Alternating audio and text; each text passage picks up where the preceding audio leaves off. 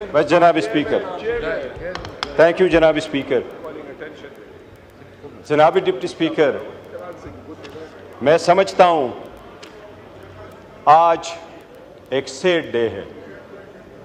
The way Bilawal साहब ने बोला, जो अज़ंदाज़ गुफ्तगू इस्तेमाल की, जो इशारे किए, जो लात हटाए, मैं समझता हूँ ये किसी भी पार्टी के चेयरमैन के लिए एक डेथ है। He is politically dead. उसके पास इस कौम के लिए ये विजन नहीं है। वो शायद ऑक्सफोर्ड के जाली डिग्री से यहाँ पहुँचा है। अगर उसके पास विजन होता तो वो यूरोप अमेरिका से ये विजन लेके आता कि लीडर्स वो होते हैं जो सब कुछ अपने दिलों पे ले चुके होते हैं। जनाब स्पीकर, ये लाजिम है कि ये लाइन ड्रा की जाए कि ये पार्लियामान मजबूत है या कोई और मजबूत है। जनाब स्पीकर, आपकी अटेंशन चाहिए। जनाब डिप्टी स्पीकर, आप थोड़ा अटेंशन कर लें। जनाब स्पीकर, यहाँ हम बैठे हुए इस पार्लियामान में, आपको सिर्फ ये फैक्ट्स एंड फिगर्स आपके वेबसाइट पे बने हुए करा देता हूँ। एक दिन का खर्चा 6.5 करोड़ रुपए आता है इस पार्लियामान का। आज आपका 77वां दिन है सीवान में, 77वां दिन है, 9th सेशन है, 77वां दिन है। एक दिन का खर्चा 6.5 करोड़। लेकिन लेजिस्लेशन पे आपके वेबसाइट से मैंने फैक्ट्स निकाले हैं, 14 बिल पास हुए हैं, 115 मिनट की लेजिस्लेशन हुई है सीवान में। बाकी सारी गालम गलोच इनकी तरफ से इब्तिदा हुई। यही वो स्ट्रगल है जनाब स्पीकर, यही वो स्ट्रगल है जो हम कोशिश कर रहे हैं कि ये रास्ते रोक लें। यही वो स्ट्रगल है जो हम कोशिश कर रहे हैं कि 115 मिनट की लेजिस्लेशन हो जाती है 77 दिनों में 6 करोड़ 50 लाख एक दिन के खर्चे पे। ये कौन लोग कर रहे हैं जिनके पास एजेंडा चलने का नहीं है? ये एजेंडा कौन चलवा रहा है? ये आपने हमारे साथ 30 तारीख की आपके मिनट्स मेरे पास मौजूद हैं। आपने मेरे पास मिनट्स भेजे कि आखिरी इजलास जो हमारे इस सेशन का होगा, ये उसका पैरा नंबर 3-4 से मैं पढ़ता हूँ। There will be no session in September 2024. The last day would be Friday if there is on the 6th of September. If 6th September is a close holiday, then September 5th. जनाब speaker, कल जिस तरीके से जिक्र किया है ख्वाजा आसिफ साहब ने, कल भी ख्वाजा आसिफ साहब बाहर गए थे। इस मुल्क की हिस्ट्री कोई अच्छी नहीं है। ये सारे अपने अपने ममालिक में देखे, अपने वक्त के हुकूमतों में देखे, इनकी हुकूमत में क्या हुआ है। यूसुफ रजा गिलानी साहब का बेटा सुप्रीम कोर्ट से गेट से अरेस्ट नहीं हुआ, उसी की हुकूमत थी। वजीर आजम अपना बेटे को नहीं बचा सका, कौन लेके गया उसको? क्या था वो? मौजूदा हुकूमत में अगर इतनी ही पावरफुल है, ख्वाजा साद रफीक को किसने अपलोड करवाया? अगर ऐसा ही है तो राजा साहब से मैं पूछता हूं, राजा साहब, आपकी पार्टी वजीर आजम के हटाने के बाद जब CAC की मीटिंग हुई है, जनाब डिप्टी स्पीकर आपको अच्छी तरह मालूम है, रात को यह फैसला हुआ शहाबुद्दीन साहब कल वजीर आजम होंगे। उसके घर लोग चले गए, उसको उठाया, राजा साहब वजीर आजम होंगे। आज बताओ किसने आपको वजीर आजम बनवाया था? आपकी CAC की पार्टी की हकीकत चली थी। बताएं आप। काजमी साहब आपके रिलीजियस मिनिस्टर थे, आपकी ही हुकूमत थी। बताए किसने उसको अरेस्ट करवाया था? आप बचा सके थे? ये ईमान कमजोर होता रहा है।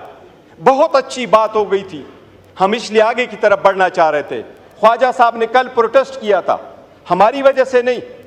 मेरे और इसकी कोई तलख कलामी नहीं हुई, मेरी ख्वाजा साहब की कभी तलख कलामी नहीं होती। पर एक बात जरूर हुई थी, ख्वाजा साहब ने कहा, और मैं कभी नहीं कहता जिस तरह ट्वीट की बात हो रही है। जनाब स्पीकर, ये जो जगह बैठी हुई है, हम बैठे हैं, ये हमारा ट्रुथ एंड रिकंसिलिएशन कमीशन नहीं है कि यहाँ एक दूसरे की सटल कर दे कि आप कितने बुरे थे, मैं कितना अच्छा हूं, आपने कितने लोगों को ज़द-ओ-कोब किया, मैंने कितने ज़द-ओ-कोब किया। लेकिन ये बात आपको वसूख के साथ कैसा हो, पूरी दुनिया कहती है कि आपकी हुकूमत में सबसे ज्यादा ह्यूमन राइट्स वायलेशन हुए। इतनी करज रखो कि ये मान लो। लीडर तख्तदार पे पहुंचते, आपने भुला ना भुट्टो को, लीडर तख्तदार पे पहुंचते हैं ताकि कौम बचे। वो कहते हैं जुल्म के खिलाफ हमने लड़ना है। जनाब स्पीकर, हम अगर कुर्बानी ना दे, मैं तो फर्स्ट टाइम इस असम्बली में हूं, ख्वाजा साहब तो मेरी उम्र से ज्यादा इस असम्बली में रहे, क्या हमने सीखा है, किस तरीके से आगे बढ़ना है। ख्वाजा साहब को मैंने ये लफ्ज़ सिर्फ कहा, मैंने कहा ख्वाजा साहब इस कमेटी में हम बैठे हैं, ये तो हमारी एक प्रपोजल थी, ये प्रपोजल सबसे पहले तो आपके अपोजिशन लीडर ने बनाया है। मैं इस बंदे को बड़ा दाद देता हूं, I am so proud of your legacy Umar, so proud of your legacy. ये लेगेसी है। बताएं 22 साल में एक लफ्ज कोई एक बंदे का निकाले कि इस ईवान से स्पंज हुआ, हम सारे बाहर चले जाएंगे। इस ईवान में जब 22 साल रहा है, एक लफ्ज कोई स्पंज होने वाला बताए। मैंने आपसे कल रिक्वेस्ट की थी ख्वाजा साहब से, मैंने कहा ख्वाजा साहब हम बड़े दिल खोल के आपके साथ बैठे हैं, हमें स्पॉइलर फिगर नहीं बनना चाहिए, हमें हेट फिगर नहीं बनना चाहिए, हमें अब आइसोलेट करके इस मैटर को रिजॉल्व करना चाहिए, डिफरेंसेस भूलने चाहिए। मैंने इनको ये गुजारिश की कि हमारे पॉलिटिकल अलायंस नहीं है, हमारे पॉलिटिकल डिफरेंसेस कभी एक नहीं हो जाएंगे। We and you could never ever be the same on the same page ever in life, but that doesn't mean we can not resolve the conflict, we got to move forward. मैंने उनको ये कहा कि ख्वाजा साहब, सबसे पहले Nelson Mandela का मैंने उनको मिसाल दी। मैंने कहा नेल्सन मंडेला अपार्थाइड के बाद आया तो उसने सबसे पहला काम जो किया, अपनी बीवी को डिवोर्स किया। लोगों ने उससे पूछा कि 14 साल जेल में रहे, बीवी आपके पास आती रही, वापस आए हो, गवर्नमेंट में जा रहे हो, तो बीवी को डिवोर्स कर रहे हो। उसने उसका जवाब ये दिया कि मैं इसलिए कर रहा हूं कि अपार्थाइड पे मैंने पत्थर रखना है, मैंने आगे बढ़ना है, मैंने कालों से गोरों से इंतकाम नहीं लेना, लेकिन मेरी बीवी के दिल में आगे गोरों के खिलाफ मैंने या बीवी रखना है या अपने अवाम को लेना है। मैं लीडर हूं, मैं अपनी बीवी की कुर्बानी दूंगा, पर मैं अवाम के साथ खड़ा हूंगा। मैंने कहा ख्वाजा साहब, अगर आपका इतना दिल नहीं है कि मिनिस्टर होते हुए आप हमारे ग्रीवियंसेस नहीं सुन सकते, इस वक्त ग्रीवियंसेस हमारे हैं। मैंने के नाम लेकर के कहा कि ये 5 महीने हमारे मिसिंग है, उनकी फैमिली मेंबर्स के साथ क्या हो रहा है, ये अगर आप नहीं हो सकते तो मैंने कहा ख्वाजा साहब हमारी बड़ी कोशिश है, हम चाहते हैं कि आप सीट पे रहें, लेकिन फिर आपका इस्तेकाक है, बेशक आप स्पीकर को कहें आप ये न रहें।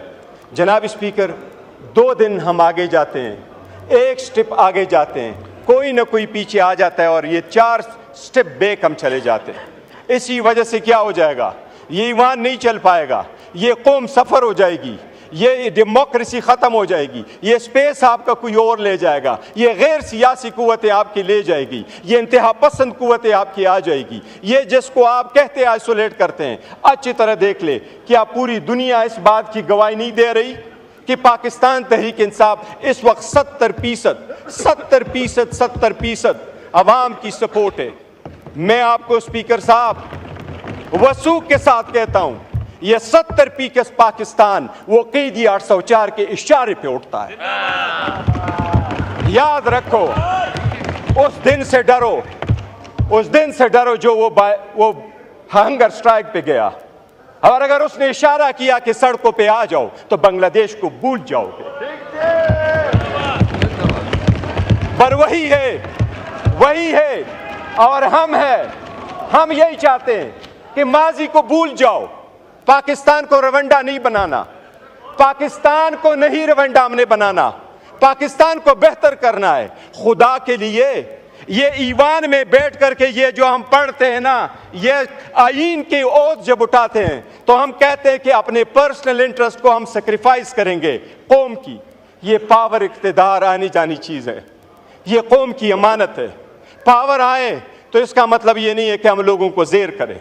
कभी ये कोशिश ना करें कि उनमें से कौन जीतता कौन हारता है। हमारे हार और जीत में ये पार्लियामान हार जाएगा, हम उधर के उधर रह जाएंगे। जनाब deputy speaker, it is time है कि कॉमन सेंस प्रिवेल करे। अगर कोई केस कोर्ट में मौजूद है, मैं खान के किस किस केस को उठा दूँ?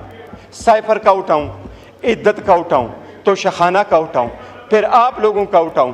ख्वाजा साहब 2013 में सुप्रीम कोर्ट के ऑर्डर के मुताबिक आपके केस में 45,000 वोट बोगस नहीं थे। वो आपके वोट क्यों बोगस थे? मैं डिमांड नहीं करता। क्या हाई कोर्ट के 3 जजेस ने आपके खिलाफ इकामे पे डिस्क्वालीफाई नहीं किया? क्या 2018 में आप खुद नहीं कहते कि मैंने फ़ोन किया और मुझे जितवाया गया? 2024 आया। आज का आपके पास इलेक्शन कमीशन का वेरीफाइड लिस्ट नहीं है। ख्वाजा साहब, मेरी सबसे दरख्वास्त है, पहले मैं अपने फिर आपसे, अगर हमने यहाँ अपनी आवाम की नुमाइंदगी करनी है तो भूल जाए हम में से कौन अच्छा है। जिन्होंने पारसाई के दावे करने हैं वो अपने तरफ सारे दो करते। हमारे खानों में ये हम जो चाहते हैं बेहतर, हम ये चाहते हैं कि जो जनाब स्पीकर, आज मेरा एक अच्छा प्रोग्रेस हुआ है हमारी कमेटी में, एक अल्हम्दुलिल्लाह सब कमेटी बनी है। वो कमेटी में हम जाके प्रिविलेजेस और इम्यूनिटीज़ पे बात कर रहे हैं। मैंने सारी बातें की, मैंने उनको कहा स्पीकर साहब, मैंने ये जिक्र किया, कहा ये कि इम्यूनिटी के लिए रखो MPA मैनेज के लिए कि 15 दिन पहले अरेस्ट नहीं होंगे, 15 दिन बाद अरेस्ट नहीं होंगे। मैंने कहा हमें VIP कल्चर नहीं चाहिए, हमें अरेस्ट करते जब चाहे अरेस्ट करें, हम VIP कल्चर नहीं चाहते। हम डिग्निटी और रिस्पेक्ट के लिए बैठे, VIP कल्चर के लिए नहीं बैठे। हमें स्पेशली ना खड़ा करो कि आपको VIP पास इशू, आप एयरपोर्ट में चले जाओ। हम क्यों में खड़े होंगे अमेरिकन की तरह, हम जाएंगे ब्रिटिश की तरह, हम सारे जाएंगे। जनाब स्पीकर, एक नई शुरुआत की ज़रूरत होगी अगर मुल्क को बचाना है। अगर हमने किसी थर्ड फोर्स को ये पावर नहीं देना तो एक स्टेप बैक भी जाना पड़े तो हमें जाना होगा। हमने करना अगर है तो मैं ख्वाजा साहब बस इनफ, हम चाहते यही है कि डिफरेंसेस रिजॉल्व करें। अगर एक दूसरे को ये दिखाएंगे कि किसका कितना रोल था तो हमरी कभी कभी लफ्ज़ इस्तेमाल नहीं करता वो हमाम का, लेकिन इसमें किसी की हालत अच्छी नहीं है। ये सबसे बड़ी कर्ज हो कि घर से इब्तिदा कर लें और आवाम के पास वो छोड़ दो कि वो क्या करे। इसका सारा फैसला जो है ना तारीख़ करेगी, पब्लिक हमें जज करेगी, और ये दिन ज़रे गुजर जाते हैं, वक्त आएगा आवाम हमें जज करेगी who is on the right side.